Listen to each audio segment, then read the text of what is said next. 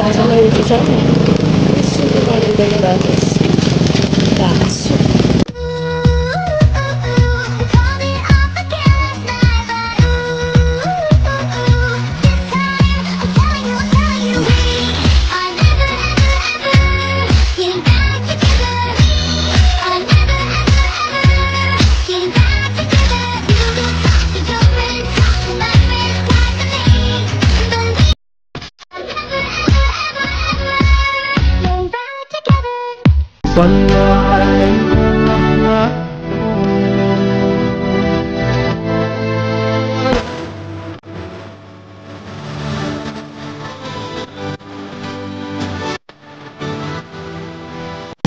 Hi guys, always ayun siya isang bahay ka lang ako yung kalang ayun, ayun nga na guys bayan sa ayun ayun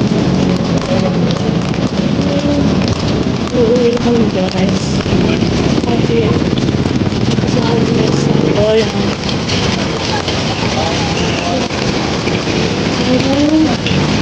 and then bayad tayo ng ating very busy ito na siya mga guys hindi ko muna very busy nag-aalo lang muna siya guys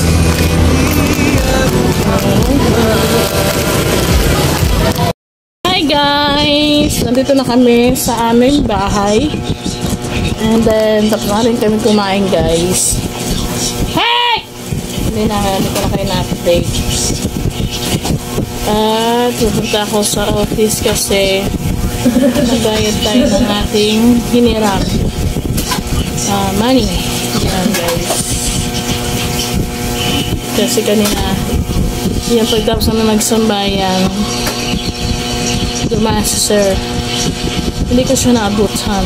Naabutan ko siya pero paalis na siya guys.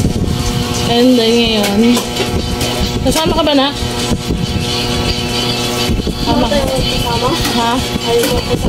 Humintay nga kita. Tinatanong lang kita. Yan guys. Punta kami office ngayon ng asa.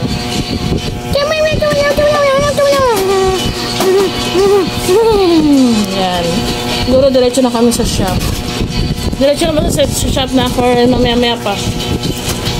Ha? Diretso na tayo doon mamaya-maya pa.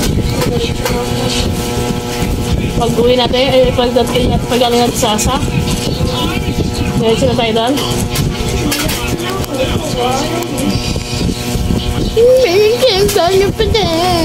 Yan guys.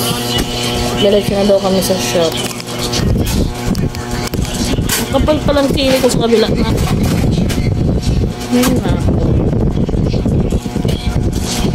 Yan, ganito lang guys ang aking bangs. Ano yung naano mo dyan? Ha? Sabi ni Mimin ako. Sino inaabot mo dyan? Ang aking pusa. Nainis ko rin pusa ko sa guys. Kasi gano'n talaga buhay. Ay, nako.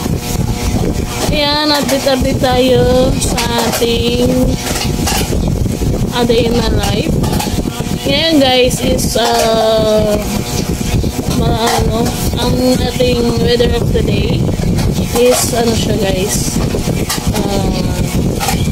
nakulimlim kasi may bagyo tayo ngayon araw na to may bagyo tayo guys kaya nakulimlim tingnan kasi lang yung ulan-ulan sa amin guys and then nakapagsambay din kami dahil anong weather hintay ko lang yung aking anak guys dahil kaya yung sinabi ko guys is pupunta kami ng office and then siguro hindi huwag na kayo sumama sa akin kasi 5% na lang po ang aking cellphone bawat pa po ang aking cellphone guys yan dyan lang kayo.